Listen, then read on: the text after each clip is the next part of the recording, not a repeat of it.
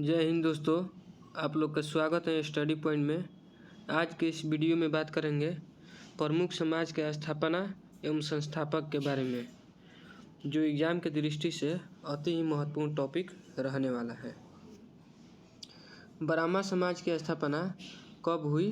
तो 1828 ईस्वी में राजा राम मोहन राय ने कोलकाता में किए थे। ब्राह्मण समाज की स्थापना किसके द्वारा और कहाँ की गई थी? तो कोलकाता में राजा राम मोहन राय द्वारा किया गया था। आधुनिक भारत में हिंदू धर्म के सुधार का पहला आंदोलन कौन सा था? तो ब्राह्मण समाज था। ब्राह्मण समाज का विरोधी संगठन कौन सा था जिसने सती प्रथा एवं अन्य सुधारों का विरोध किया था? तो धर्म सभा था। धर्म सभा के संस्थापक कौन थे? राधाकांत देव थे। सती प्रथा का अंत कब हुआ था? तो 1829 ईस्वी में राजा राम मोहन राय के सहयोग से सती प्रथा का अंत हुआ था। सती प्रथा का अंत में सबसे अधिक प्रयास किसने किया था? तो राजा राम मोहन राय ने सती प्रथा के अंत में सबसे अधिक प्रयास किए थे। आर्य समाज की स्थापना कब हुई?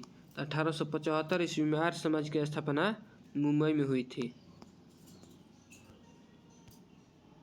आर्य समाज की स्थापना किसने की? तो स्वामी दयानंद सरस्वती ने आर्य समाज की स्थापना की थी। मुंबई में 1828 ईस्वी में किए थे। आर्य समाज की स्थापना 1875 ईस्वी में स्वामी दयानंद सरस्वती ने किए थे। आर्य समाज किसके विरुद्ध हैं? तो धार्मिक अनुष्ठान एवं मूर्ति पूजा के विरुद्ध आर्य समाज कार्य करती है। 19वीं सदी में भारतीय पुनर्जागरण का पिता किसे माना जाता है? तो राजा राम मोहन राय को भारतीय पुनर्जागरण का पिता भी कहा जाता है। राजा राम मोहन राय का जन्म कहाँ हुआ था? राजा राम मोहन राय का जन्म राधानगर जिला वर्धमान में हुआ था। स्वामी दयानंद सरस्वती का मूल नाम क्या था? तो स्वामी दयानंद सरस्वती को मूल शंकर भी कहा जाता है। राजा राम मोहन राय के इंग्लैंड जाने के बाद ब्राह्मण समाज की बागडोर किसने संभाली थी? तो रामचंद्र विधवा गीस ने बागडोर संभाली थी ब्राह्मण समाज की। किसके प्रयासों से ब्राह्मण समाज की जड़ें उत्तर प्रदेश, पंजाब एवं मद्रास में फैली थी? तो केशव चंद्र सेन के प्रयास से उत्तर प्रदेश, पंजाब एवं मद्रास में ब्राह्मण समाज फैली थी। 1815 ईस्वी में कोलकाता में किसकी आत्मीय सभा की स्थापना की? 1815 ईस्वी में कोलकाता में किसने आत्मीय सभा की स्थापना की थी? तो राजा राम मोहन राय ने आत्मीय सभा की स्थापना 1815 ईस्वी में की थी। राजा राम मोहन राय एवं डेविड हेयर हॉकिंस संस्था से जुड़े हुए थे। तो हिंदू कॉलेज की संस्था से राजा राम मोहन राय, डेविड हॉकिंस जुड़े हुए थे। थियोसॉफिकल सोसाइटी की स्थापना कब और कहाँ हुई थी? तो थियोसॉफिकल सोसाइटी की स्थापना 1875 ईस्वी में न्यूयॉर्क में हुई थी। थियोसॉफिकल सोसाइटी की स्थापना भारत में कब और कहाँ हुई थी? तो थियोसॉफिकल सोसाइटी की स्थापना 1882 ईस्वी में अडेयार, मद्रास में हुई थी, भारत में। और कहेगा थियोसॉफिकल सोसाइटी की स्थापना कहाँ हुई थी, प्रथम बार कहाँ हुई थी? तो 1875 ईस्वी में न्यूयॉर्क में, भारत में 1882 ईस्वी में मद्रास में अडेयार में हुई थी। सत्यार्थ प्रकाश की रचना किसने की? तो स्वामी दयानंद सरस्वती ने सत्यार्थ प्रकाश की रचना की थी। वेदों की ओर लौटो का नारा किसने दिया था? तो स्वामी दयानंद सरस्वती ने वेदों की ओर लौटो का नारा दिए थे और सत्यार्थ प्रकाश पत्रिका के संस्थापक थे। रामकृष्ण मिशन की स्थापना कब हुई?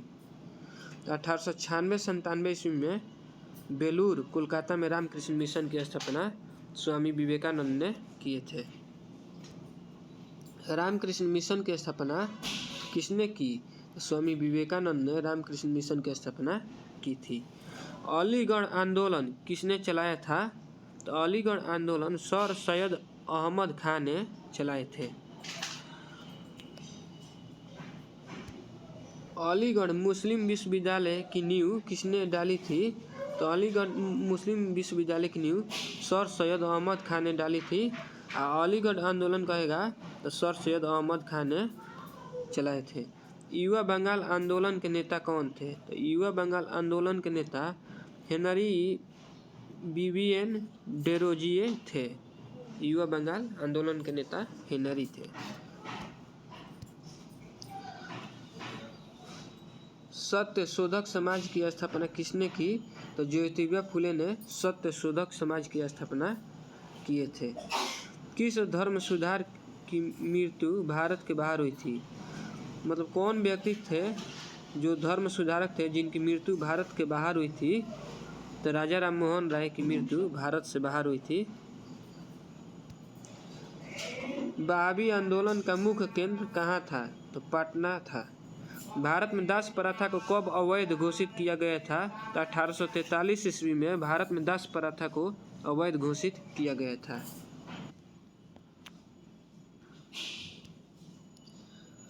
सत्य शोधक समाज की स्थापना किसने की थी? तो ज्योतिबा फुले ने। किस धर्म सुधार की मृत्यु भारत से बाहर हुई थी? तो राजा राम मोहन राय की। महाराष्ट्र का सुकरात किसे कहा जाता है? महादेवी गोविंद रानाडे को महाराष्ट्र का सुकरात कहा जाता है। विवेकानंद किस स्थान पर विश्व धर्म में सम्मेलन में प्रसिद्ध हुए थे? तो शिकागो में स्वामी विवेकानंद विश्व धर्म सम्मेलन में प्रसिद्ध हुए थे। संवाद कौमुदी पत्र के संपादक कौन थे? तो राजा राम मोहन राय थे। तत्वरंजनी सभा, तत्वबोधिनी सभा एवं तत्वबोधिनी पत्रिका किसने संबंधित हैं? तो रविन्द्रनाथ टैगोर से ये सारी तीन पत्रिका संबंधित हैं। प्रार्थना समाज की स्थापना किनकी प्रेरणा के फलस्वरूप हुई? तो केशव चंद्र सेन थे। वामाबोधिनी पत्रिका महिलाओं के लिए किसने निकाली? तो केशव चंद्र सेन ने निकाले थे। अगर कहेगा वामाबोधिनी पत्रिका किसके लिए थी? तो महिलाओं के लिए थी। किसने निकाली थी? तो केशव चंद्र सेन ने निकाले थे।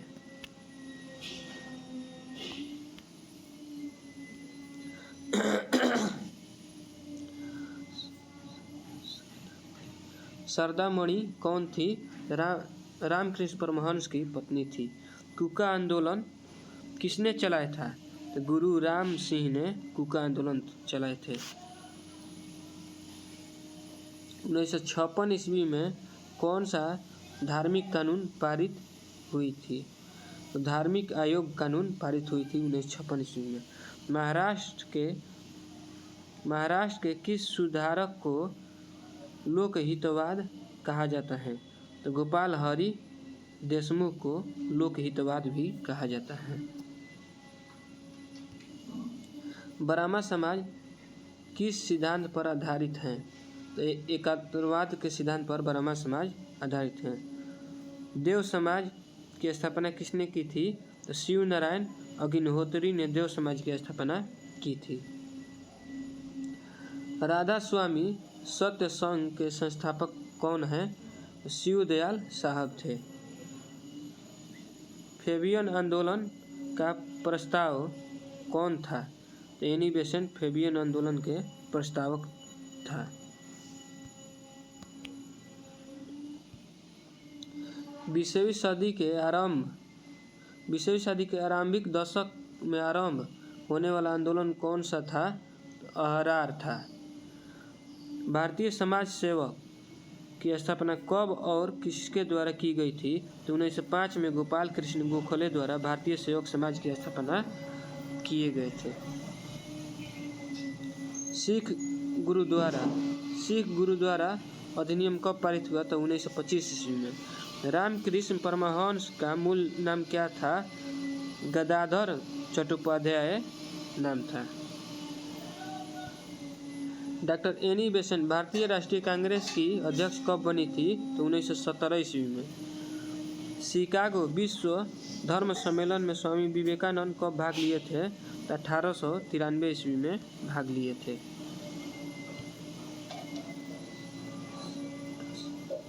प्रिसेप्ट्स ऑफ जीसस किसकी रचना है? तो राजा राममोहन राय की रचना है। राजा राममोहन राय की फारसी पुस्तक कौन सी थी जिनका प्रकाशन 1809 ईस्वी में हुआ था? तुहफतुल मुआहिदीन थी, जिसका प्रकाशन 1809 ईस्वी में हुआ था फारसी में। वेदांत कॉलेज की स्थापना किसने की थी? तो राजा राममोहन राय ने। राजा राममोहन राय को किसने युगदूत कहा? तो सुभाष चंद्र बोस ने राजा राममोहन राय को युगदूत कहा था। बने रहिए आप लोग हमारे साथ। मिलते हैं नेक्स्ट वीडियो में। वीडियो को लाइक कीजिएगा, चैनल को सब्सक्राइब कीजिएगा। जय हिंद।